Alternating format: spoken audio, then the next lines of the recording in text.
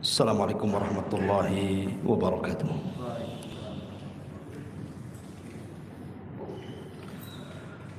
Alhamdulillah wassalatu wassalamu ala Rasulillah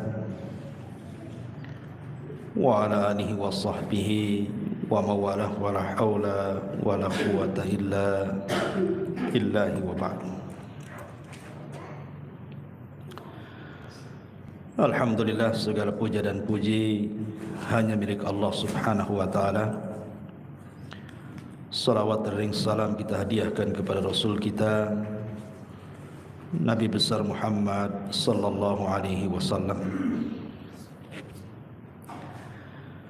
Pembahasan di malam hari ini biasa kita membahas Qasasul Anbiya, tapi malam ini kita akan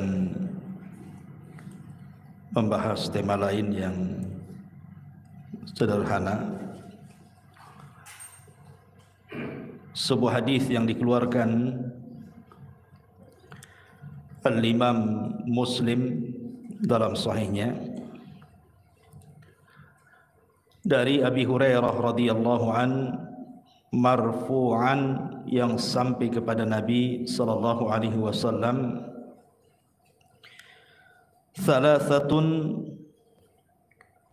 la yukallimuhumullahu yaumal qiyamah wa la yuzakkihim wa lahum wa la yanzuru ilaihim wa lahum adzabun alim. Syaikhun zanin wa malikun kadzabun wa ailun mustakbirun. Dari Abi Hurairah radhiyallahu an, Nabi sallallahu alaihi wasallam bersabda, 3 kelompok yang tidak akan diajak bicara oleh Allah Subhanahu wa taala pada hari kiamat,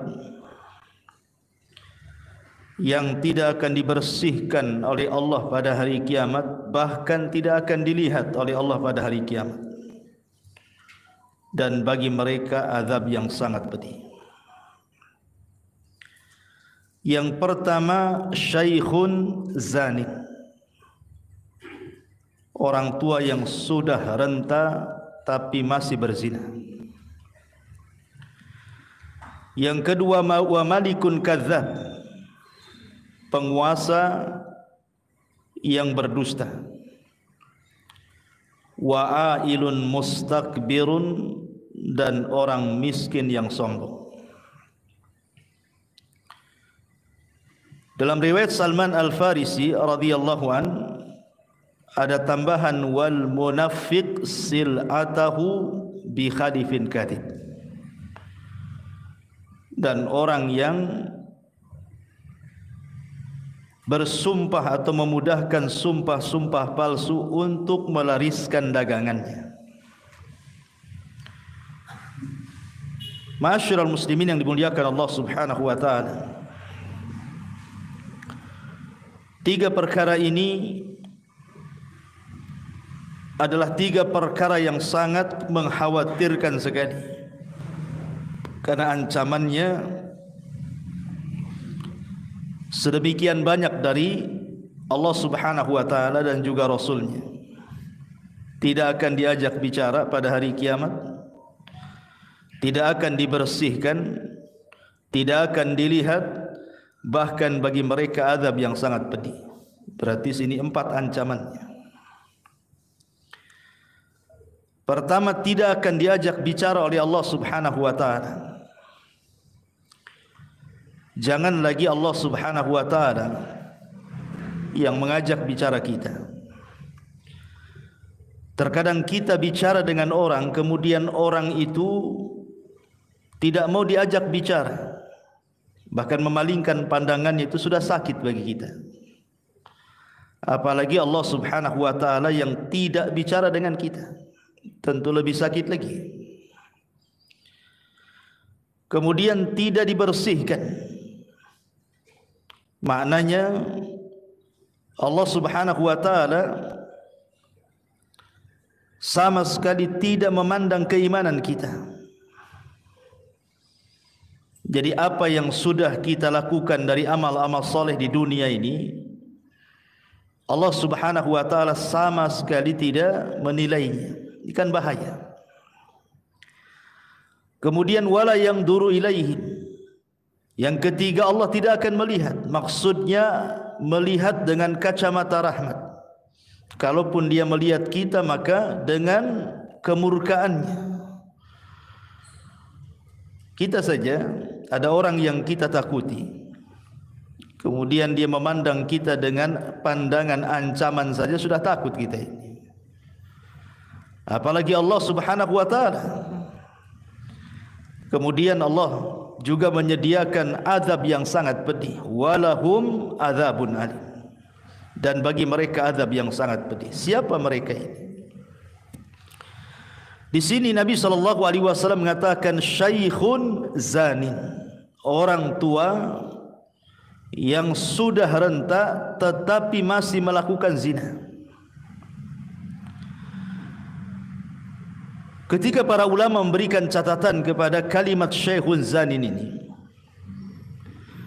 para ulama mengatakan bahwa kalau seandainya ada dua orang yang berzina, yang satu anak muda, yang satu orang yang sudah tua, sama-sama berzina,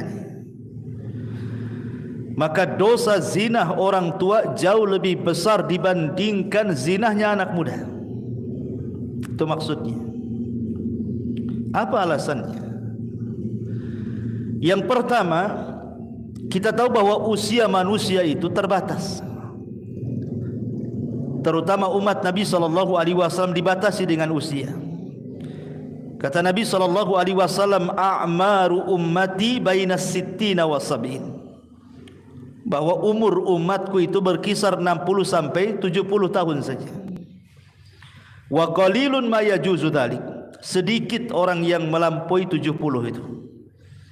Ada tetapi tidak banyak. Umumnya orang itu di usia 70 tahun sudah meninggal. Artinya kalau seandainya orang itu usianya sudah 60 tahun atau 50 tahun lebih, artinya dia sudah mengira-ngira usianya. Biasanya orang yang seperti ini harusnya lebih mendekatkan diri kepada Allah Subhanahu wa ta'ala dibandingkan mengumbar syahwatnya. Karena dia sudah tahu batas usianya itu. Walaupun dia tidak tahu kapan dia meninggal, tetapi Rasul sudah membatasi seperti itu. Berarti orang yang sudah tua dan berzina, dia tidak tahu diri kalau dia sudah dekat ajalnya. Ini yang pertama. Yang kedua, kalau anak muda berzina itu sudah wajar karena syahwatnya memang besar.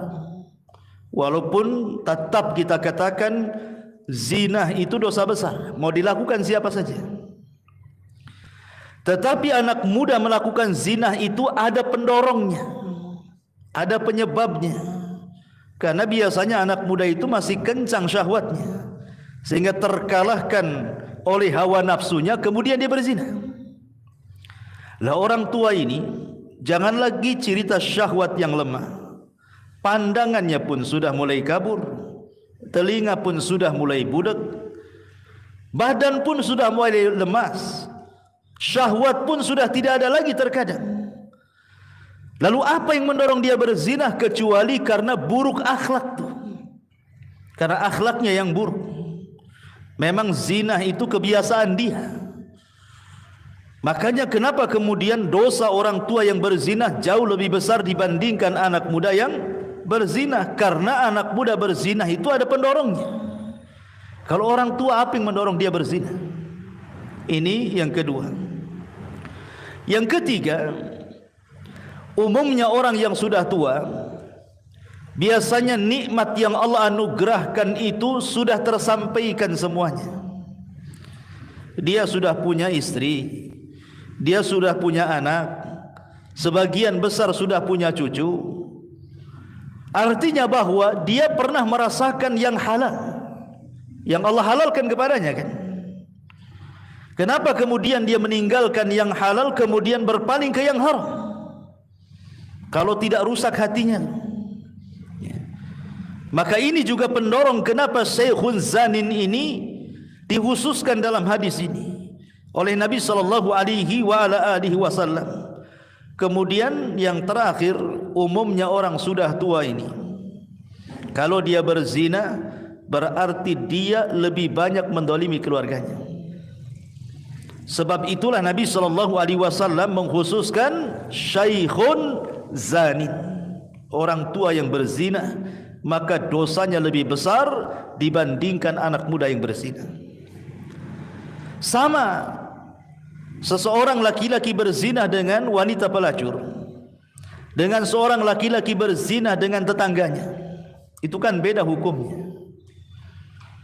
Walaupun sama-sama zinahnya, tetapi berzina dengan pelacur lebih sedikit dosanya dibandingkan berzina dengan tetangganya. Kenapa demikian? Karena kalau dia berzina dengan wanita tetangganya atau laki-laki tetangganya, berarti dosanya double. Pertama dosa zinahnya, yang kedua dosa merobek hak-hak bertetangganya. Itulah yang kemudian dosa zina itu tidak satu level tetapi bertingkat-tingkat. Sama juga di sini dengan Syekhun Zanin, orang tua yang berzina. Ini yang pertama.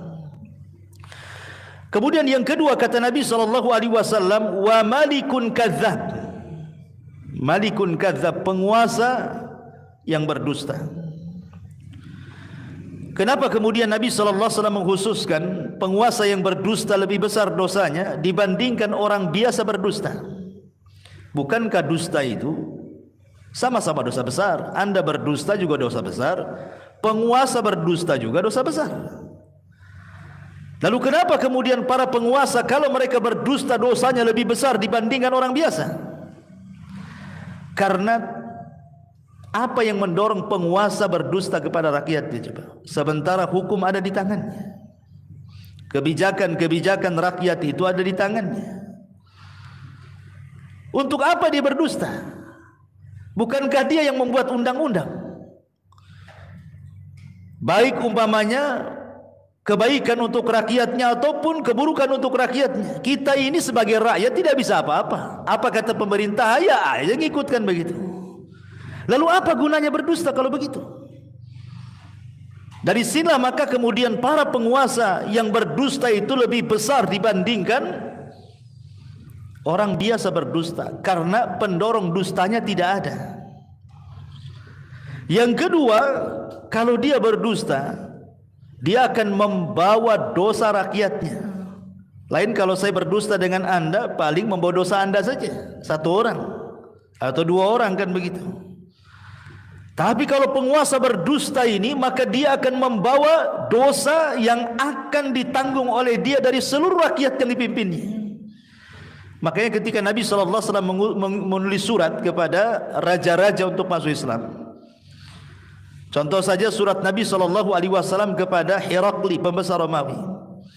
Kata Nabi SAW, aslim taslam, kalau kamu masuk Islam selamat kamu, kalau tidak kau akan menanggung dosa semua rakyatmu, kata Nabi.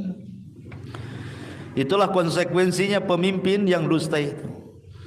Tapi kalau pemimpin itu jujur, justru dia mendapatkan pahala rakyatnya. Makanya kenapa ketika Nabi SAW menyebutkan orang pertama dari orang-orang yang akan mendapatkan naungan arsy Allah di hari yang tidak ada naungan kecuali naungan Allah, pertama disebut oleh Rasul apa? Imamun adil, pemimpin yang adil, nomor satu tuh. Ya. Maka dari sini ma'asyiral muslimin yang dimuliakan Allah Azza wa Jalla, Allah khususkan para penguasa dusta ini dosanya lebih besar dibandingkan rakyat yang berdusta. Kemudian yang ketiga, kata Nabi sallallahu alaihi wasallam, wa'ailun mustakbir, orang miskin sombong. Ikhwatu fiddin yang dimuliakan Allah Subhanahu wa taala, gimana ceritanya orang miskin sombong? Sudah miskin sombong kan? Sombong itu kan harus ada pendorongnya. Seperti umpamanya Qarun. Kenapa Qarun sombong? Karena kaya. Kalla innal insana la yatgha an ra'ahus taghna. Terkadang ada orang-orang yang kalau Allah buka kekayaan dia melampaui batas. Berarti pendorong sombongnya si Qarun itu karena kekayaannya. Ada yang mendorong dia sombong. Namrud ataupun Fir'aun sombong. Apa yang mendorongnya? Kekuasaan dia. Karena dia punya kekuasaan makanya dia sombong. Berarti yang mendorong Fir'aun sombong, Namrud sombong itu karena kekuasaannya. Berarti kekuasaan yang mendorong dia menjadi sombong. Atau mungkin karena ketampanan, atau mungkin karena kecantikan, atau mungkin karena sebuah jabatan, atau mungkin dalam sebuah pekerjaan, atau mungkin titel atau apalah namanya. Kan banyak pendorong-pendorong orang itu jadi sombong. Tetapi orang miskin sombong itu apa yang dorong dia sombong itu apa? Apa yang disombongkan orang miskin? Sudah ngontrak, banyak hutang, masalah dengan keluarganya, apa yang disombongkan orang miskin itu? Makanya ketika orang miskin itu tidak ada pendorong sombong, kemudian dia sombong, makanya orang miskin yang sombong lebih besar dosanya dibandingkan orang kaya yang sombong. Sekali lagi saya katakan, wajar orang kaya sombong itu karena kaya, pejabat sombong karena jabatan, pemimpin sombong karena kepemimpinan, orang ganteng, orang cantik sombong karena punya rupa yang baik. Lah sudah miskin, jelek lagi, cemana yang mau disombongkan? Apa ceritanya? Ya. Makanya Nabi SAW langsung menegaskan, wa'ailun mustakbir. Orang miskin sombong itu tidak akan diajak bicara, tidak akan dibersihkan, tidak akan dilihat. Allah sediakan azab yang sangat pedih. Naudzubillah. Ma'asyiral muslimin yang dimuliakan Allah Azza wa Jalla. Berada di sini ada 3 perkara yang ingin saya jelaskan. 3 perkara yang merusak manusia. Dan yang terakhir dalam riwayat Salman Al-Farisi saya katakan tadi, wal munafiq sil'atahu bihalifin kadzib. Orang yang jualan untuk melariskan dagangannya bersumpah dengan sumpah-sumpah palsu. Dikit-dikit wallahi demi Allah, dari sana enggak dapat, padahal sudah dapat, dan begitu seterusnya. Hanya untuk menguatkan saja biar cepat laris. Ya. Intinya bahwa ada 3 poin yang kita akan jelaskan yang merusak manusia itu 3. Pertama, al-kadzib, dusta. Yang kedua, al-kibr, sombong. Dan yang ketiga, zina. Inilah yang merusak manusia. Baik. Ma'asyiral muslimin yang dimuliakan Allah Subhanahu wa taala, bicara yang pertama al-kadzib, dusta. Nabi SAW pernah ditanya dalam hadis Safwan ibn Sulaim atau ibn Salim radhiyallahu an, ayakunul mu'minu jabbanan ya Rasulullah. Rasul, mungkinkah seorang mukmin itu penakut? Kata Rasul, na'am, mungkin saja seorang mukmin itu penakut. Kemudian Rasul ditanya lagi, ayakunul mu'min bakhilan? Apakah seorang mukmin itu bisa jadi bakhil? Kata Rasul, na'am, boleh jadi seorang mukmin itu bakhil. Kemudian kata orang ini, ayakunu mu'min kadziban? Mungkinkah seorang mukmin itu pendusta wahai Rasul? Kata Rasul, la, tidak. Seorang mukmin tidak mungkin berdusta. Dia boleh penakut, diajak jihad mikir-mikir. Dia boleh bakhil, disuruh sedekah mungkin malas. Tetapi seorang mukmin tidak mungkin dusta, kata Rasul. Karena akhlak seorang mukmin tidak mungkin dusta. Kemudian Rasul membacakan ayat, innama yaftaril kadhiba alladzina la yu'minuna biayatillah wa ulaika humul kadzibun. Hanya saja orang-orang yang mengarang-arang kedustaan itu dilakukan orang-orang yang tidak beriman dengan ayat-ayat Allah, dan mereka adalah para pendusta. Allah nafikan iman dalam ayat ini kepada para pendusta, karena seorang mukmin tidak mungkin berdusta. Jangankan seorang mukmin, di zaman jahiliyah, dusta itu aib bagi mereka. Amr ibn As radhiyallahu an sebelum masuk Islam masih kafir, masih musyrik, masih menyembah berhala. Dia berkawan dengan Musailamah al-Kadzab. Musailamah al-Kadzab orang yang ngaku nabi palsu tuh di zaman Nabi. Bertandanglah Amr bin As ke rumah Musailamah Al-Kadzab. Kata Musailamah Al-Kadzab, ya Amr, kau kan tetangga si Muhammad. Apa yang terakhir kau ingat dari surat yang diturunkan Jibril kepadanya? Kata Amr bin As, yang aku ingat adalah suratul Fil. Sudah dibacakan, ara'aita alladhi alam tara kaifa fa'ala rabbuka bi ashabil fil alam yaj'al kaidahum fi tadlil wa arsala alaihim tayran ababil tarmihim bi hijaratin min sijil faja'alahum ka'asfin ma'kul, katanya. Hafal Amr ini walaupun masih musyrik, karena orang-orang Arab biasa ngapal syair. Ya.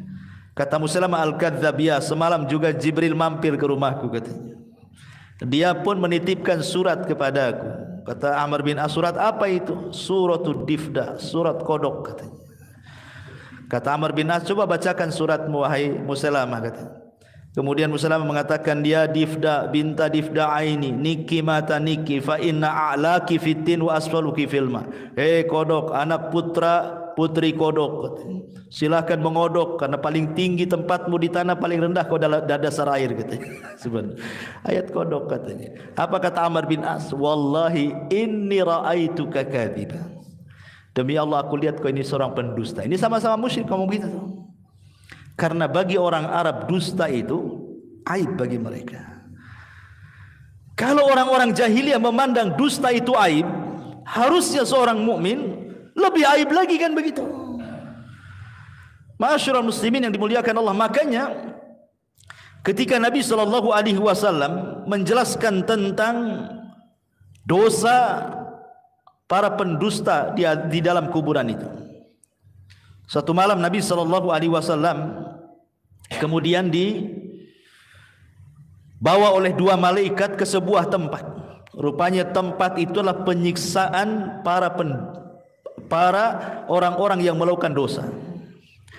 Kemudian Nabi SAW melihat sebuah azab yang sangat mengerikan. Apa azab yang dilihat Nabi? Kata Nabi SAW, aku melihat ra'aitul lailata rajulaini atayani qala. Ketika Nabi SAW melihat ada orang yang terlentangkan, jadi kakinya di atas, kepalanya di bawah. Kemudian di sampingnya ada orang yang memegang pisau dalam bentuk cerulit bengkok begini. Kemudian dimasukkan ke dalam mulutnya, kemudian diiris sampai ke tengkuknya. Kemudian setelah itu dimasukkan ke lubang hidungnya, kemudian diiriskan sampai ke tengkuknya. Kemudian diulang ke sebelah kirinya.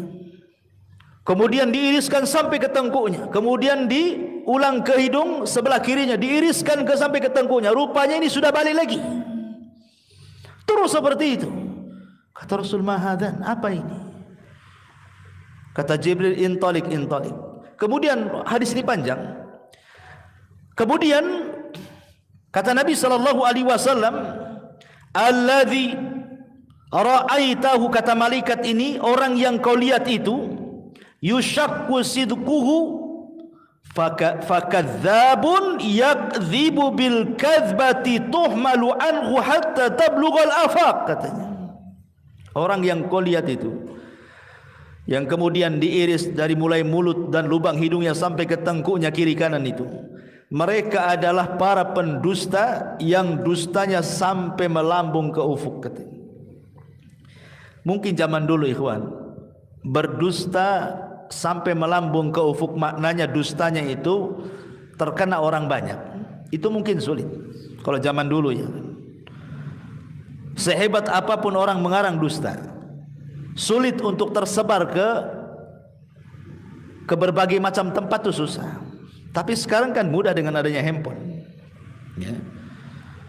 Antum buat aja cerita hoax, kemudian antum tekan saja enter, kemudian langsung menyebar dalam 1 detik, sudah ke semana-mana, dibaca semua orang. Apalagi tahun-tahun politik, ditunggu-tunggu hoax itu. Apalagi sudah ada YouTube, sudah ada Instagram, sudah ada ini. Itulah maknanya tablugul afaq. Jadi dusta itu menyebar kemana-mana tuh. Kalau dulu belum ada handphone kan, Susah kita ini mau nyebar dusta kan? Mau nyebar hoax satu desa saja susah kan? Nunggu dari mulut ke mulut, mulut ke mulut, baru kemudian beberapa bulan baru tersebar kan gitu. Lah sekarang ini tidak perlu nunggu berbulan-bulan, 1 detik saja sudah tersebar satu Indonesia, satu dunia lagi kan begitu. Lah bagaimana Nabi SAW menjelaskan begitulah hukumannya di azab kubur para pendusta itu.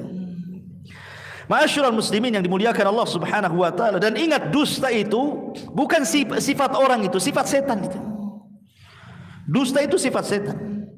Makanya Allah Subhanahu wa taala mengatakan dalam surah Asy-Syu'ara ayat 221 sampai 223, hal unabbiukum ala man tanazzalu syayatin tanazzalu ala kulli affakin athim yulquna as-sam'a wa aktsaruhum kadzibun, kata Allah. Maukah kuhabarkan, kata Allah, kepada kalian, setan ini kalau turun ke mana? Setan ini kalau turun ke mana, kata Allah? Maka Allah jawab, tanazzalu ala kulli affakin athim. Mereka turun menemui para pendosa dan juga para pendusta. Siapa mereka? Para dukun, paranormal, ya. Yulquna sam'ah.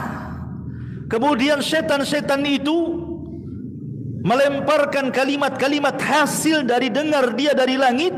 Wa aktsaruhum kadzibun, dan kebanyakan setan-setan itu pendusta. Jadi ketika jin-jin itu naik ke langit, kemudian mencuri dengar dari perkataan malaikat, dapatlah satu kalimat, kemudian dicampur adukan dengan 99 kalimat, kemudian dijualah kepada dukun itu, satu benar 99 kalimat dusta. Jadi dari sini bahwa syaitan itu mengarang-arang cerita kemudian dijual kepada dukun. Kemudian dukun pula berdusta kepada kita. Itu namanya silsilah kibul namanya. Jadi dukun dikibuli oleh jin, kita pula dikibuli dukun gitu maksudnya, ya. Jadi dusta itu adalah sifatnya syaitan, kesimpulannya. Kemudian juga sifatnya orang-orang munafik. Bahkan Nabi SAW mengatakan bahwa jima' hisal, keseluruhan watak-watak munafik itu adalah kadzib, dusta. Apabila mereka hasad, mereka berdusta. Apabila mereka dengki, mereka berdusta. Apabila mereka hendak menipu, mereka berdusta. Apabila mereka bicara, mereka berdusta. Itulah orang munafik itu. Makanya Nabi SAW mengatakan ayatu munafikin salasatun. Tanda orang munafik itu 3. Salah satunya, kata Rasul, idza haddatsa kadzab. Apabila dia ngomong berdusta. Artinya dusta ini sifatnya orang kafir, sifatnya orang munafik, sifatnya syaitan, dan begitu seterusnya. Ma'asyiral muslimin yang dimuliakan Allah Subhanahu wa taala, tapi kan dusta ini tingkat-tingkatan. Sama dengan zina juga bertingkat-tingkat kan begitu. Yang paling besar dosanya adalah dusta itu kalau al-kadzibu 'ala Allah war Rasul. Dia berdusta atas nama Allah dan atas nama Rasulnya. Ini dusta paling besar, ya. Seperti umpamanya dia menciptakan hukum, Allah mengatakan halal, Allah mengatakan haram, padahal Allah tidak mengatakan ini halal, ini haram. Kita balik hukum Allah.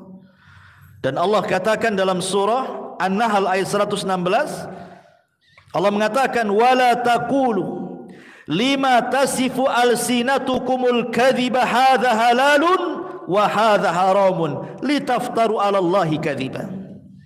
Maka janganlah kalian mengucapkan sesuatu dan mengatakan ini halal, ini haram, padahal Allah tidak mengatakannya, hanya untuk berdusta atas nama Allah Subhanahu wa taala.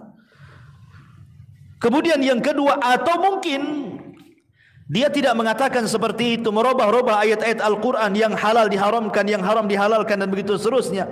Boleh jadi mungkin dia mentafsirkan Al-Quran yang bukan tafsirnya dengan kedustaan karena hawa nafsunya. Atau mungkin dia membuat sebuah riwayat hadis yang dinasabkan kepada Rasul, yang kemudian hadis itu hadis maudhu, hadis palsu. Atau mungkin sudah ada hadis palsu kemudian disebarkannya. Itu sama dengan berdusta atas nama Rasul. Betapa banyak para duat, para dai yang mereka tidak paham dengan hadis-hadis Rasul, berceramah tiba-tiba mengeluarkan hadis-hadis maudhu. Kata Nabi SAW dalam sebuah hadis, "Man kadzaba alayya muta'ammidan falyatabawwa maq'adahu minan nar." Siapa yang sengaja berdusta atas namaku, silahkan tempat duduknya di neraka. Kan banyak itu para duat. Kalau kita menyampaikan hadis dan ini hadis palsu, jelaskan ini hadis palsu. Jangan dilempar begitu saja karena masyarakat tidak paham. Akhirnya masyarakat mengimani sesuatu yang tidak boleh diimani. Ini yang pertama. Yang kedua, al-kadhibu 'alan nas. Berdusta kepada manusia seperti orang-orang munafik. Mereka berdusta. Allah mengatakan dalam Al-Quran seperti dalam surah Al-Munafikun, "Nashhadu innaka la Rasulullah." Kami bersaksi bahwa engkau adalah Rasulullah. Maka Allah Subhanahu wa taala bantah, tidak, engkau tidak sedang bersaksi dia Rasul. Kenapa? Wallahu ya'lamu innaka la Rasul wallahu yashhadu innal munafiqina lakadzib. Di ujung ayat Allah mengatakan innal munafiqina lakadzibun. Para orang-orang munafik itu adalah para pendusta. Kemudian yang ketiga, al-kadzibu fi hadithi bainan nas. Berdusta ketika bermuamalah bersama manusia. Dan itu paling banyak di masyarakat itu. Orang-orang yang suka berdusta di masyarakat itu paling banyak. Datang orang yang nagih hutang, itu yang sering di masyarakat. Nanti orang tuanya bilang sama anaknya, bilang bapak tak ada. Anak ini pula bego, ngomong sama debt kolektornya. Bapak tadi ngomong, dibilang katanya tak ada katanya. Apa enggak berang tuh debt kolektornya. Intinya bahwa ini paling banyak di masyarakat adalah ketika mereka berbicara suka berdusta. Kemudian yang keempat, al-kadzib li idhakin nas. Ini para pelawak. Berdusta untuk membuat orang tertawa. Hati-hati ya. Kadang-kadang saya tidak paham kenapa profesi-profesi para pelawak itu dengan bangganya mereka melawak. Kemudian dalam lawakannya mereka berdusta hanya untuk mendapatkan tertawaan manusia. Ini dosa besar. Nabi SAW mengatakan wail. Bayangkan diawali dengan kalimat wailun, kata Rasul. Wailun lilladzi yuhadditsu bil hadithi liyudhika bihil qaum fayakdzib. Wailun lahu kata Rasul. Neraka wel. Tawel, wel itu sebuah lembah di dasar jahanam. Yang sangat dalam, yang sangat hitam, yang sangat busuk, itulah wel. Sebuah lembah di neraka jahanam itu disebut wailun. Di Quran banyak wailun lil mutaffifin, wailun likulli afakin hazim, wailun likulli humazatil lumaza, banyak dalam Quran. Ya. Wailun, lembah di neraka jahanam untuk siapa? Untuk orang yang mereka berbicara. Kemudian pembicaraannya itu meniatkan untuk supaya sebuah kaum mentertawakan pembicaraannya, kemudian dia berdusta. Jadi dia melawak kemudian berdusta supaya orang tertawa. Well, kata Nabi 3 kali, wailun lahu katanya. Nauzubillah. Ya. Kemudian juga yang nomor 5, al-mubalaghatu fil itra' wal madah. Atau orang terlampau menyanjung orang. Di zaman dulu banyak orang-orang yang ingin mendekati para pemimpin, para khalifah, sehingga kemudian melantunkan syair-syair walaupun harus berdusta, yang penting khalifah senang. Para penjilat. Ya. Dan itu juga banyak di masyarakat kita. Apabila kita menjagokan pamannya pemimpin tertentu, kemudian memuja-muji, kemudian di-share di shot ataupun di YouTube atau di apa kan, memuji dengan berlebihan kan, padahal berdusta.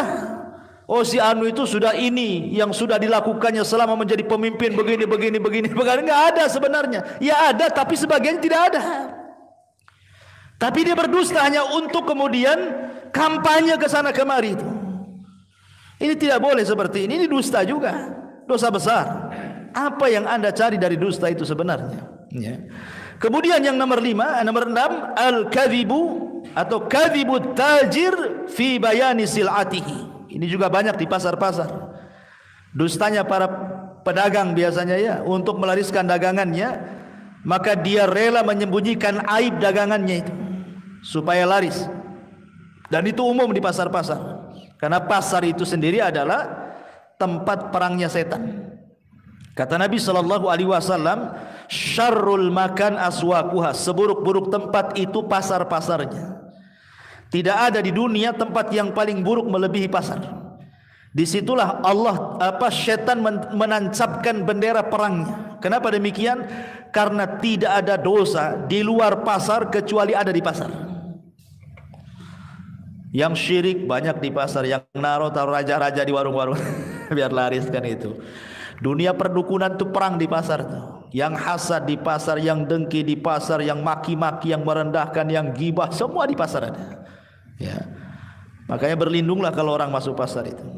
Kemudian yang nomor 9, syahadatuz zur. Ini biasa di persidangan-persidangan.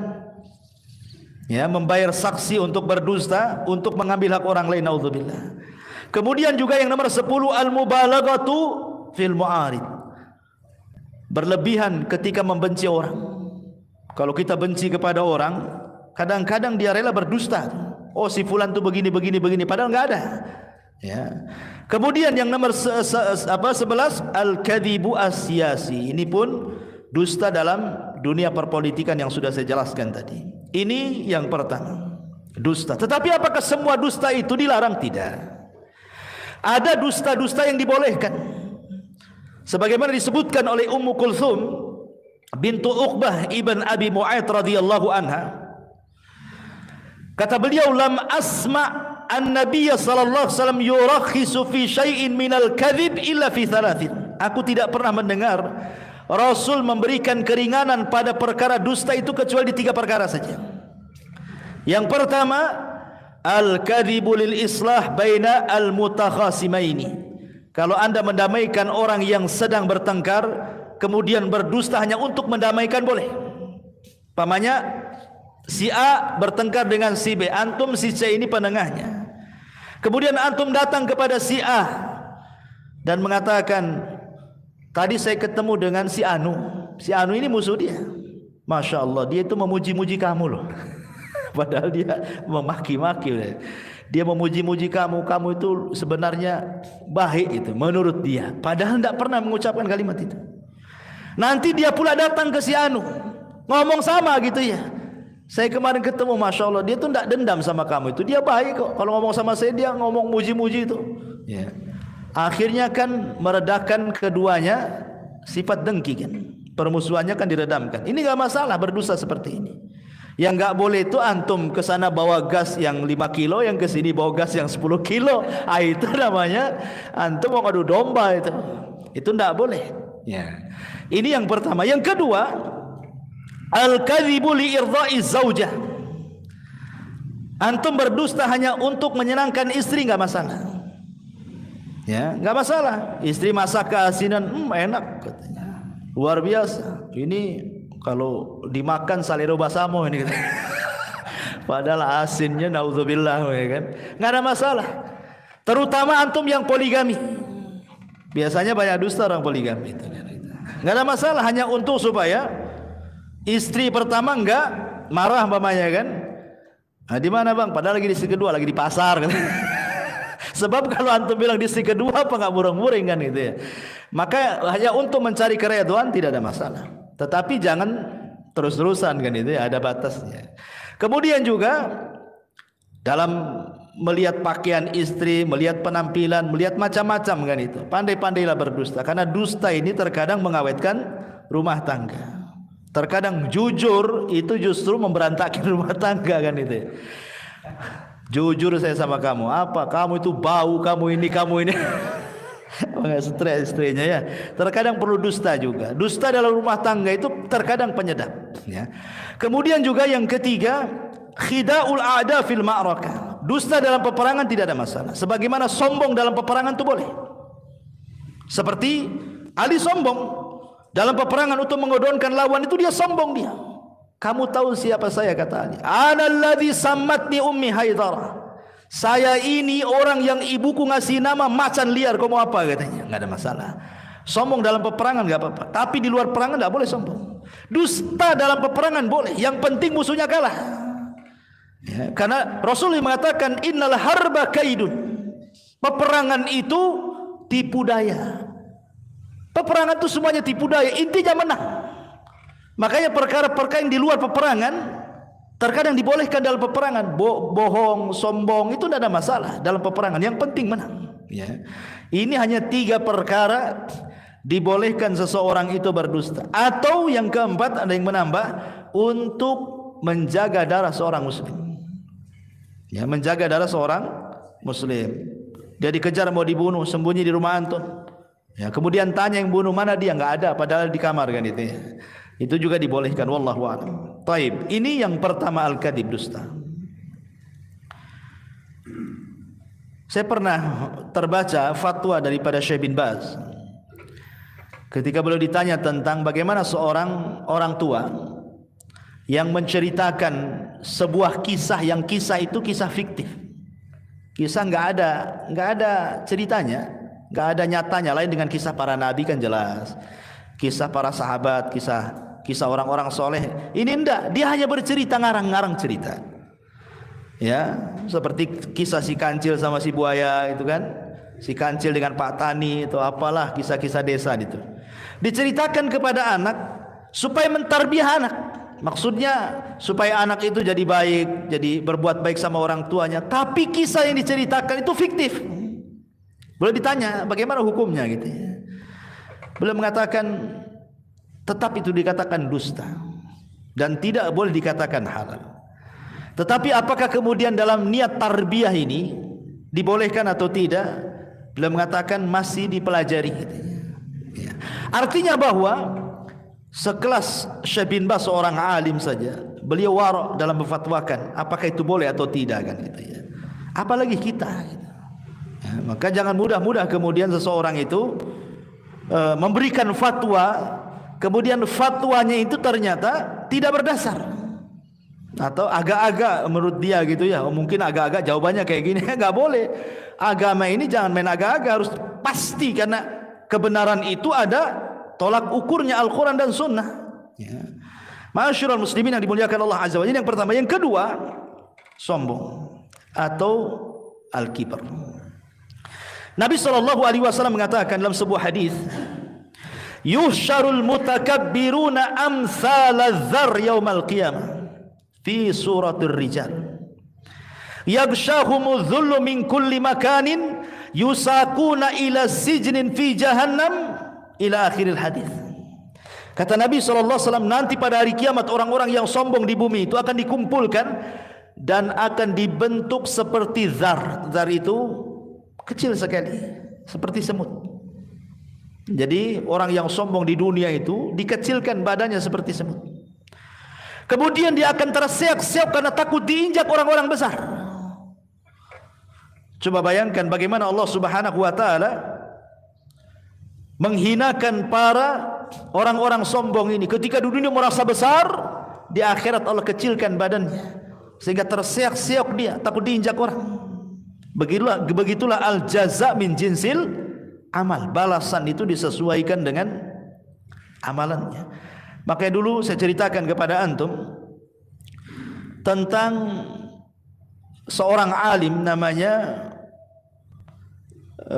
siapa itu? Ibnu Dinar, Malik ibn Dinar rahimahullahu taala.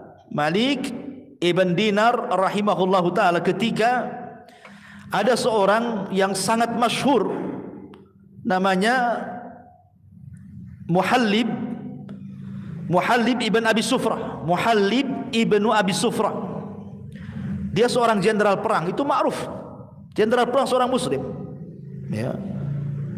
Dia bisa membawa pasukannya dan selalu membawa kemenangan dalam perangnya itu. Muhallib ini, ma'ruf kisahnya Muhallib ini, jenderal perang di zaman itu. Jadi ada seorang ulama namanya Malik ibn Dinar rahimahullahu ta'ala. Ketika dia lewat, Muhallib ini lewat di depan dia, tetapi cara jalannya itu seperti orang sombong. membusungkan dada. Ya. Maka Malik ibn Dinar kemudian tidak suka dan mengatakan, cara jalanmu ini adalah jalan yang Allah murkai. Sebaiknya jangan jalan seperti itu. Biasa saja. Ya. Apa karena kau jenderal gitu bahasanya? Tapi bahasa ulama ini mengatakan sebaiknya kau jangan jalan seperti itu, karena jalan seperti itu adalah jalan yang dimurkai Allah. Kemudian Muhalib, karena dia seorang jenderal perang, mengatakan, ata'rifuni, berani-beraninya kau bicara kepadaku dan menasihati diriku, tahukah siapa aku, katanya. Maka kata Malik ibn Dinar, na'am, saya tahu persis siapa kamu, katanya. Saya tahu persis siapa kamu. Kemudian kata Muhalib, kalau begitu siapa saya, katanya. Dikiranya Malik ibn Dinar akan mengatakan, kau seorang jenderal, engkau seorang panglima perang. Tidak, kata Malik ibn Dinar, dia mengatakan, aku tahu siapa kamu. Bukankah kamu adalah manusia yang terlahir min nutfatin adhirah, dari sperma yang kotor, keluar dari tempat keluar air najis, katanya. Kok ini orang yang keluar dari sperma yang kotor, keluar dari 2 lubang najis 2 kali, dan sekarang di balik bajumu itu terkandung najis kotoran. Dalam perutmu itu banyak kotorannya. Dan seandainya kau mati pun kemudian kau tidak dikuburkan, maka bangkaimu adalah bangkai yang sangat menjijikkan manusia. Enggak ada orang yang berani mendekati bangkaimu, katanya. Artinya kemudian Malik ibn Dinar menasihati, janganlah sombong, kamu dengan saya sama saja, katanya. Kemudian dia mengatakan, al-an saya tahu siapa diriku, kata Muhalib. Ya. Dia sadar dengan ucapan Malik ibn Dinar. Dari sini menunjukkan bahwa kalau kita terlahir dari sperma yang kotor, keluar dari 2 lubang air najis, laki-laki dan perempuan, kemudian kita hidup pun membawa-bawa najis dalam perut, kemudian kita mati, kalau seandainya tidak dikuburkan, bangkai kita seminggu saja sudah busuk, lalu apa yang disombongkan, gitu maksudnya. Apa yang disombongkan manusia itu? Tidak ada. Makanya Ibnu Sammak suatu ketika menghadap Harun ar-Rasyid, seorang pemimpin ma'ruf. Harun ar-Rasyid pemimpin adil, khalifah. Ya. Jadi di hadapan Harun ar-Rasyid ini ada minum air putih. Kemudian Ibnu Sammak mengatakan, ya khalifah, seandainya Allah tahan minuman itu dan kau tidak bisa meminumnya, kira-kira supaya engkau bisa meminum air itu, kau tebus berapa air itu? Saat ini di dunia ini tidak ada air, kecuali hanya ada di gelas itu saja. Kau akan tebus berapa air itu? Kata Harun ar-Rasyid, aku akan tebus dengan separuh kerajaanku, katanya. Kemudian kalau seandainya air itu sudah masuk ke badan, kemudian tidak bisa keluar lagi, orang tidak bisa kencing, otomatis jadi penyakit, kan begitu. Bisa mati orang. Kira-kira supaya bisa keluar dari perutmu itu air itu, kau berani bayar berapa? Kata Harun ar-Rasyid, aku bayar dengan seluruh kerajaanku, katanya. Lihat, satu kerajaan yang dimiliki Harun ar-Rasyid tidak sebanding dengan 1 gelas air. Lalu apa yang disombongkan, gitu maksudnya. Kalau dunia ini tidak lebih daripada segelas air, ya. Makanya ketika Allah Subhanahu wa taala menceritakan tentang kisah orang-orang yang sombong dalam Al-Quran, lihat akibat mereka. Seperti Qarun saja, kan, fa khassafna bihi wa bidarihil ardh, kami tenggelamkan Qarun dan seluruh kekayaannya. Lihat Fir'aun, fa aghraqnahu, kami tenggelamkan dia. Lihat Namrud, dihukum 40 tahun, dimasukkan 1 ekor nyamuk ke lubang hidungnya, bersarang 40 tahun di otaknya. Namrud tersiksa. Matinya Namrud itu gara-gara dipukul sendal. Namrud itu mati gara-gara dipukul sendal. Ya. Kenapa? Untuk menghilangkan binatang yang ada di kepala, seekor nyamuk loh, bersarang di otaknya 40 tahun. Dia minta kepada pembantunya setiap hari dipukul sandal. Tapi Allah Subhanahu wa taala tidak keluarkan sebagai azabnya, akhirnya mati. Mati gara-gara sandal. Itu Namrud. Yang sombongnya naudzubillah, ya. Begitulah orang sombong, ma'asyiral muslimin yang dimuliakan Allah Subhanahu wa taala. Makanya Rasul tidak suka dengan orang-orang sombong. Di zaman Rasul ada Abi Dzar Al-Ghifari mencela Bilal bin Rabah. Abi Dzar Al-Ghifari seorang sahabat. Ya. Dia mengatakan kepada Bilal ibn Rabah, "Ya ibna Sauda," katanya.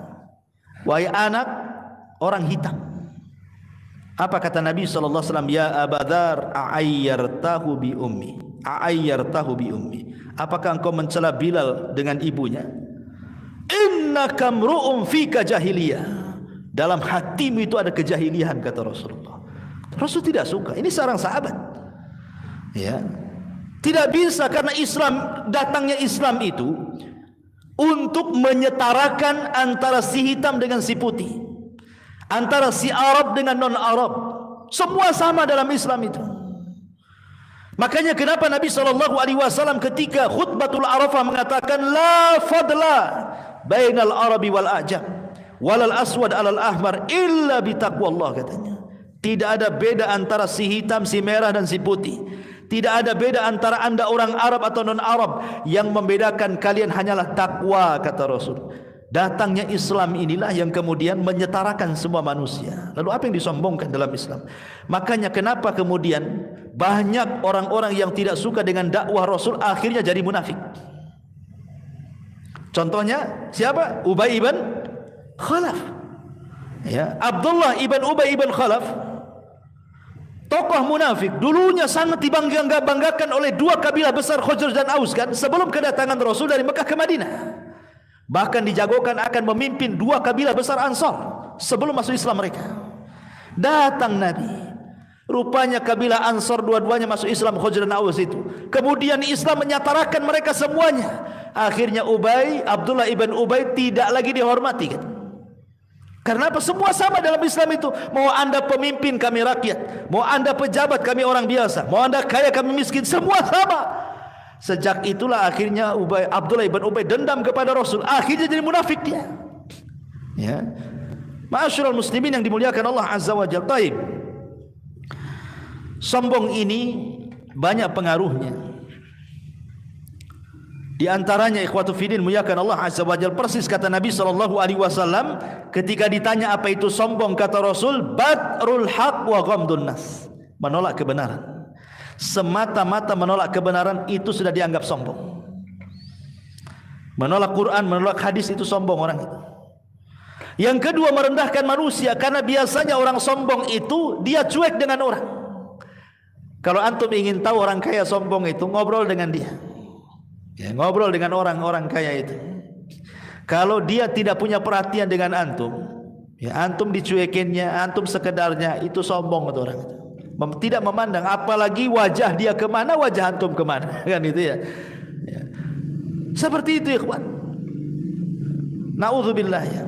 Kemudian juga su'u muamalatin nas. Biasanya orang sombong itu buruk muamalahnya. Sangat buruk muamalahnya. Ketika ada seorang laki-laki minta izin kepada Nabi SAW, kemudian kata Nabi kepada Aisyah, bi'sa akhul asyirah, seburuk-buruk orang yang datang itu dia wahai Aisyah, katanya. Kemudian ketika datang orang ini, tiba-tiba Nabi SAW senyum-senyum, tertawa-tertawa. Aisyah heran gitu. Kata Aisyah, Nabi SAW, tadi kau mengatakan seburuk-buruk orang dia, ketika dia sudah datang kau tajamul pula, artinya berpura-pura pula kan itu. Tidak menunjukkan bahwa dia itu orang jahat, katanya kan. Padahal yang datang ini orang munafik. Sampai-sampai Rasul mengatakan ketika datang Hasan Husain, dicium sama Nabi. Orang ini mengatakan, ya Rasulullah, saya punya 10 anak, laki-laki dan perempuan, tidak ada yang aku cium satupun, katanya. Maka kata Nabi SAW, ciumlah mereka. Jangan sampai Allah mencabut rahmat di hatimu, maka tidak akan turun rahmat dari langit kepadamu, katanya. Irhamu man fil ardi yarhamukum man fis sama. Sayangi orang yang di bumi, maka yang di langit akan menyayangi kamu, katanya. Lihat orang sombong itu tidak punya rahmat dalam hatinya. Ya, tidak punya rahmat sama sekali. Karena muamalahnya buruk orang-orang seperti itu. Makanya kenapa Nabi SAW sangat mengajarkan tawadu dan membenci kesombongan. Sampai di akhir hayatnya loh, sebelum wafatnya Rasul, itu di akhir khutbah beliau, sebelum beliau wafat, beliau naik mimbar. Kemudian kata Nabi SAW, "Man kuntu darabtu dhahran fahadha dhahri," kata Rasul. Siapa yang dulu ku pukul punggungnya, ni punggungku, pukul sekarang. "Wa man akhadtu malan fahadha mali falyaqtas minhu, falyakhudh minhu." Siapa yang dulu ku ambil hartanya, ini lo hartaku, ambil sekarang katanya. "Wa man syatamtu irdan fahadha irdi falyaqtas minhu." Atau yang dulu pernah ku caci, ku maki, ku rendahkan, ku gibah, nih kehormatanku, caci sekarang. Itu sebelum wafatnya Nabi. Nabi ingin mengajarkan kepada kita bahwa begitulah sikap tawadhu gitu dia. Nabi ingin tawadhu, bukan mentang-mentang dia Nabi kemudian suka-suka dia mendolimi rakyatnya, tidak. Rasul tetap minta dikisos. Sampai dari kerumunan orang itu ada laki-laki tiba-tiba berdiri, "Saya siap mengkisos Anda wahai Rasul." Wah, satu masjid ribut sahabat, siapa yang berani? Nabi lagi sakit, tiba-tiba ada yang berani kemudian mengatakan, "Ana ya Rasulullah, saya wahai Rasul." Ya, ala dha'fir riwayah, walaupun sebagian ulama melemahkan riwayat ini. Rupanya kata Rasul, maju kamu. Makin dekat, makin kenal Rasul. Lah, rupanya dia adalah siapa?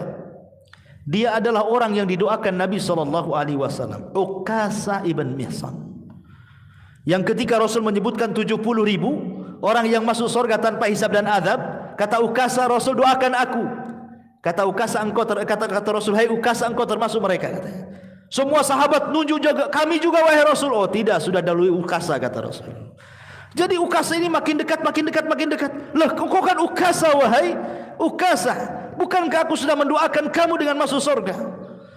Kata Uqasah, "Iya, karena engkau yang bicara wahai Rasul, kau minta dikisos, ya aku ingin kisos lah kan itu." Kemudian kata Rasul, "Apa salahku kepadamu?" Kata Uqasah, "Rasul, dulu waktu kau bariskan kami, badanku agak ke depan. Dan ketika itu aku tidak berpakaian, kau ambil tongkat, kau pukul perutku," katanya. "Aku ingin memukul perutmu," katanya. Wah, ramai para sahabat nih kan. Uqasah memukul perut Nabi. Datang Ali, datang Fadl, datang Abbas, datang Hasan, Husain, banyak para sahabat mengatakan, "Rasul, biar kami saja yang dikisos dia," katanya. Kata Rasul, "Jangan, biarkan Uqasah," katanya. Akhirnya kata Rasul, "Ambilkan tongkat." Diambilkan tongkat, ambil nih Uqasah tongkat. Kata Uqasah, "Ya Rasulullah, waktu kau pukul perutku, aku tidak pakai baju," katanya. "Kau harus melepaskan baju," katanya. Dia lepas baju Nabi, saya bayangkan. Ketika sudah diayunkan, apa enggak tegang satu masjid itu, ikhwan? Ini Uqasah berani memukul perut Nabi. Wah, itu luar biasa. Jadi tongkat lagi diayun-ayun begini, tiba-tiba lagi tegang-tegangnya dilemparkan tongkatnya, kemudian dia pun memeluk Nabi SAW dan mengatakan, "Ya Rasul, bukan itu yang saya kehendaki. Aku sudah merasakan akan dekatnya ajalmu. Aku ingin orang yang pertama kali bersentuhan kulitku dengan kulitmu," katanya. Nah, itu siasatnya Uqasah rupanya. Ya. Tapi lihat bagaimana Nabi SAW mengajarkan tawadhu, seorang pemimpin. Ya. Bahkan Nabi Sulaiman yang kemarin kita sudah ceritakan kan, "Mana Hudhud?" katanya. "Nggak ada Hudhud." "Oh, awas saja kalau datang," katanya. "Ku sembeli dia atau ku azab, atau dia bawa alasan yang jelas." Ngasih pilihan. Ya. Bisa saja Sulaiman kalau pemimpin yang diktator, "Mana Hudhud?" udah datang disembeli kan begitu ya. Tapi Sulaiman mesti mendengarkan alasannya. Didengerin baik-baik. "Kenapa kau pergi? Kenapa kau gaib?" kan itu. Udah ceritakan. Itu menunjukkan tawadhunya Sulaiman, masih mendengarkan aspirasi rakyatnya. Coba para pemimpin kayak Sulaiman tuh, Hudhud saja didengar, padahal burung, apalagi manusia. Ya. Ma'asyiral muslimin yang dimuliakan Allah Azza wa Jalla. Kemudian juga min athari takabbur adalah aqlu huquqin nas bil batil. Biasanya pengaruh sombong itu suka memakan hak-hak manusia secara zalim. Umumnya orang sombong seperti itu.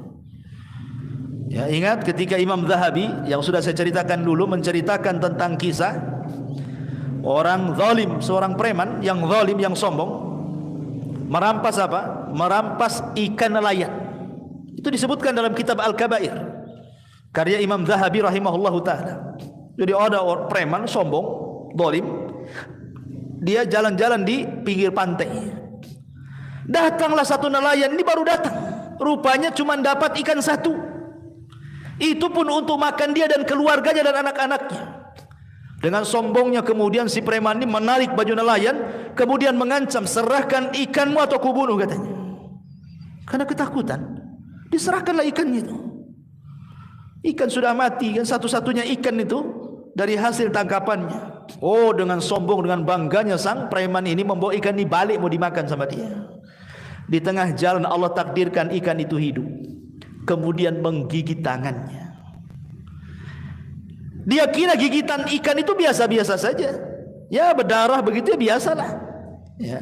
Kemudian dimasak, dimakan sampai kenyang. Rupanya gigitan ikan itu berbisa. Di malam harinya barulah dia merasakan gigitan ikan itu. Dia merasakan sakit yang tidak tahu sakitnya kecuali Allah. Menjerit di malam hari, saking sakitnya itu, karena jarinya digigit ikan itu. Akhirnya keesokan harinya tidak tahan, dia datang ke tabib.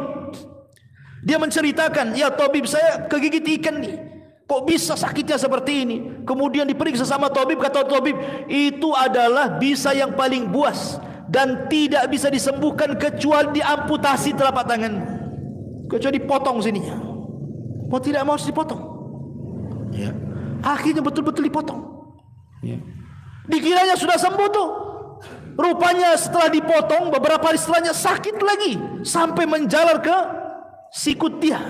Datang lagi ke dokter, kata tabib ini harus diamputasi ini katanya, sampai ke sikutnya sini. Akhirnya dipotong sikutnya.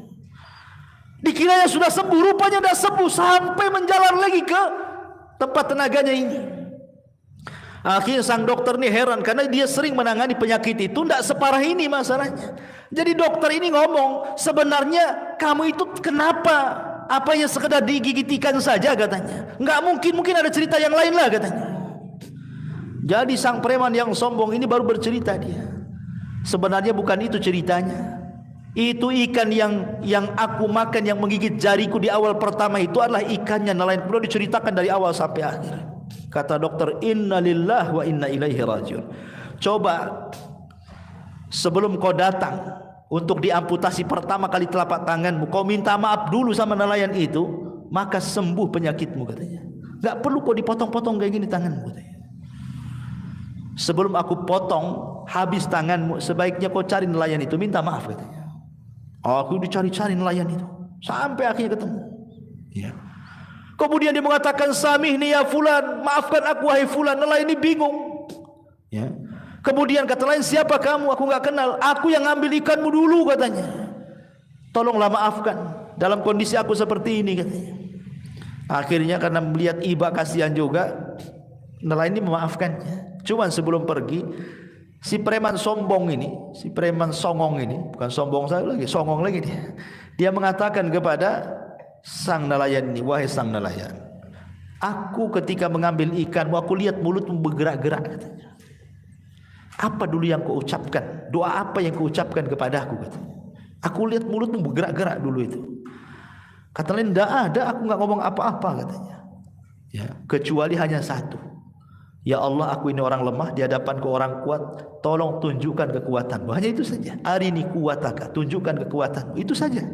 Rupanya Allah betul-betul menampakkan kekuatannya. Itulah lihat balasan orang yang sombong, suka mengambil hak orang lain, gitu ya. Ini yang kedua. Kemudian yang terakhir, az-zina. Ma'asyiral muslimin yang dimuliakan Allah Subhanahu wa taala. Al-Imam Al-Makhul, seorang ahli tafsir. Kalau antum baca kitab tafsir banyak perkataan Makhul rahimahullahu taala. Ketika dia mentafsirkan surat Al-Hujurat ayat 4, laha sab'atu abwab, bahwa neraka itu memiliki 7, memiliki laha sab'atu abwab, surga itu memiliki 7 pintu dan neraka itu memiliki 8 pintu. Apa kata beliau? Yajidu ahlun nar raihat, yajidu ahlan nar raihatan muntinatan. Jadi ketika Allah menyebutkan tentang 7 pintu sorga, jadi penduduk sorga itu mereka mencium bau penduduk neraka yang sangat busuk sekali. Fayaqulun, maka mereka pun mengatakan, bau siapa ini kok bau sekali? Ya, fayuqalu lahu, maka dikatakan kepada mereka, hadhihi rihu furujiz zina. inilah bau busuk yang keluar dari kemaluan-kemaluan para pezina. Coba, penduduk sorga, mereka mencium bau yang luar biasa. Kemudian dikatakan ini bau apa? Ya. Kemudian dikatakan itulah bau dari kemaluan-kemaluan para pezina dari neraka, katanya.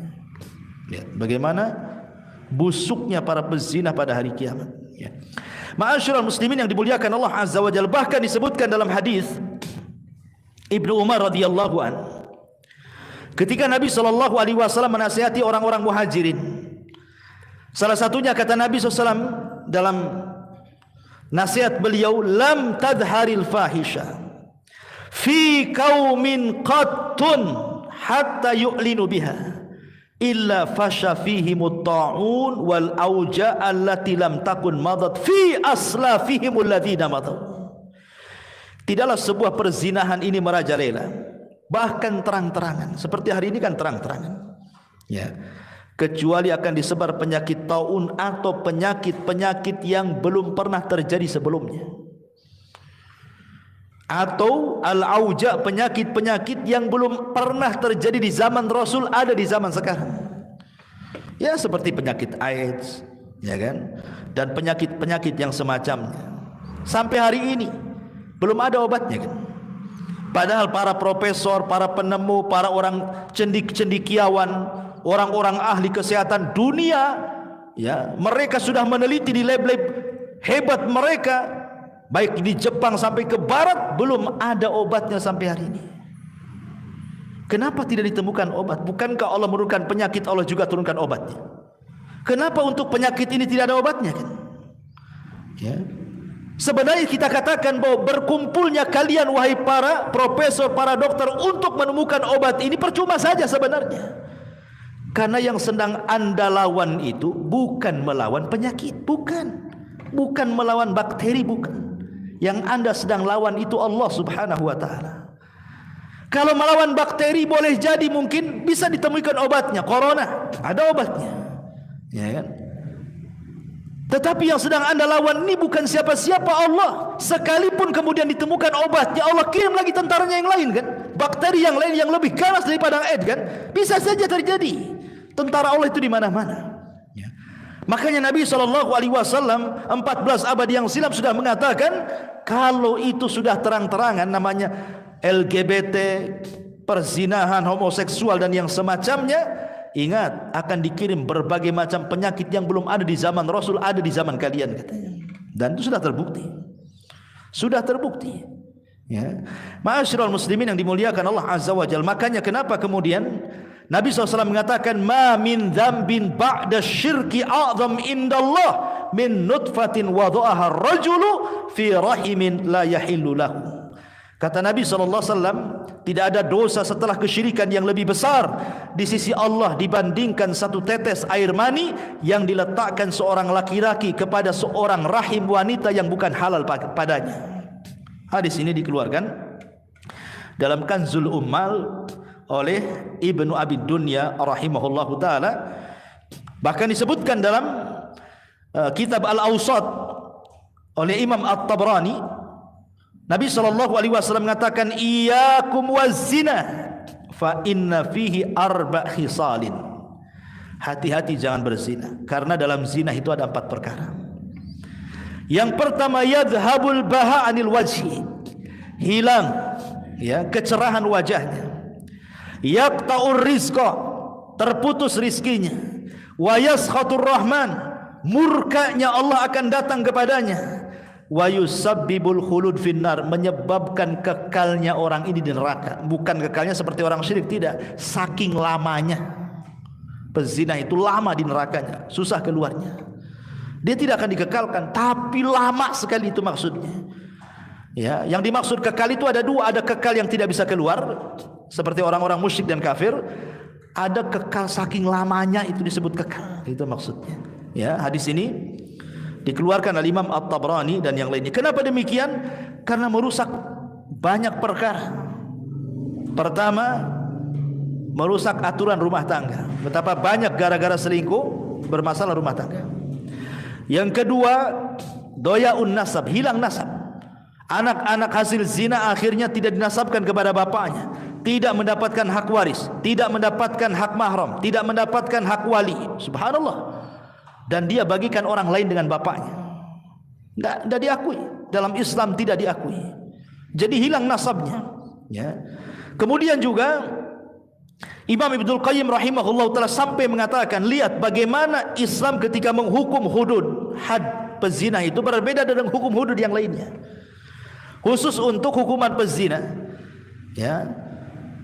Pertama, bahwa kata Imam Ibnul Qayyim rahimahullahu taala, al-qatlu fihi bi ashna'il qatalat, membunuhnya dengan seburuk-buruk pembunuhan. Kalau membunuh, ya paling dipenggal saja lehernya, ya kan, mati cepat kan. Tapi kalau pezina ini, kalau dia muhsan kemudian dirajam, itu bukan sekali lempar mati, pakai batu kecil lagi. Dia merasakan luar biasa sakitnya kan. Lama dia matinya, sakitnya lebih lama gitu. Yang kedua, kata Imam Ibnul Qayyim rahimahullahu taala, tidak boleh ada kasih sayang ketika menghukumnya. Dihilangkan perasaan kasih sayang, harus tega. Enggak boleh ada kasih sayang ketika melempar batu. Betul-betul harus tega kita melemparnya. Kemudian yang ketiga, kata Imam Ibnul Qayyim rahimahullahu taala di sini, juga ketika dalam menuduh orang berzina, saksinya lebih banyak, harus 4. Ya, saksi orang menuduh zina itu harus 4. Kalau saksi nikah cukup 2 saja, ya kan? Atau pokoknya kalau berkaitan dengan harta seperti jual beli dan yang lainnya, cukup 2 laki-laki, atau 2 perempuan 1 laki-laki, atau 1 laki-laki 1 sumpah. Ya, seperti orang menuduh, sebagaimana Rasul mengatakan apa? Al-bayyinatu 'alal mudda'i wal yaminu 'ala man angkar. Orang yang menuduh datangkan bukti, orang yang dituduh cukup bersumpah, kan begitu. Jadi kalau saya mencuri harta kamu, mana saksinya? Oh, ini saksinya, ya kan? Harus 2 orang, minimal 2 orang laki-laki. Kalau tidak ada, 2 perempuan 1 laki-laki. Kalau tidak ada, 1 laki-laki 1 sumpah. Dan itu ya. Tapi kalau zina tidak, harus 4. Nah, itu menunjukkan berbeda hukuman hudud zina itu dengan yang lainnya. Kenapa? Karena memang perbuatannya sangat tercela sekali. Bukan berarti di zaman Rasul tidak ada pezina, ada, tapi kan tidak terang-terangan. Ya, seperti contoh seumpamanya seorang wanita di zaman Nabi SAW, ada seorang wanita dari kabilah Ghamidiyah. Dia berzina dengan seorang laki-laki dari kabilah Maiz, seorang budak. Akhirnya hamil, kemudian datang kepada Rasulullah. Itu kan berarti di zaman itu juga ada perzinahan kan. Tapi kan tidak terang-terangan. Ya. Wanita ini pun dia mengaku, dan ngaku itu sekuat-kuatnya bukti, tidak perlu saksi. Kalau orang ngaku ngapain pula ada saksi kan? Udah ngaku. Mengatakan Rasul, zanaitu fatahirni, saya sudah berzina, bersihkan saya. Kata Rasul, boleh jadi kau hanya pelak-peluk saja, kau cium-cium saja, pulanglah. Maksud kata Rasul itu jangan ngaku, taubat saja sudah selesai. Cuman wanita ini betul-betul ingin bersihkan jiwanya. Rasul kalau tidak percaya sudah hamil ini. Nih, ada di sini anaknya. Ya. Oh, kata Rasul gini saja, kamu lahirin dulu anakmu, baru kau kemari lagi. Seandainya dia tidak balik, tidak akan dicari Nabi. Ya. Tapi karena wanita ini betul-betul ingin tobat, habis lahir anaknya, datang bawa bayi dia. Rasul, zanaitu fatahirni. Rasul, nih bayinya.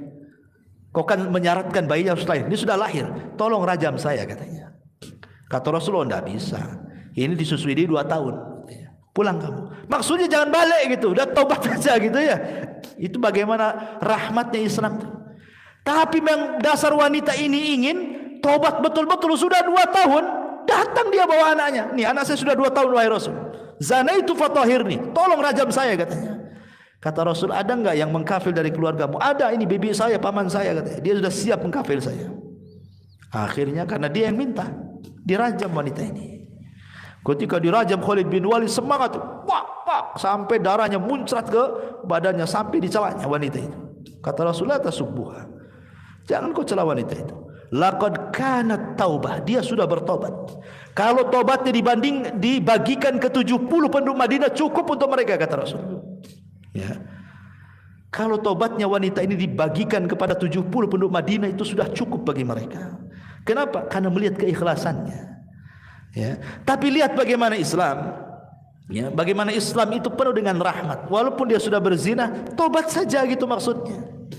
Dan kalau sudah bertobat bukan dikatakan pezina lagi. Enggak boleh. Kalau dulunya dia pezina kemudian bertobat, jangan dibilang pezina, tidak. Dia sudah tobat, dia jadi wanita baik-baik lagi.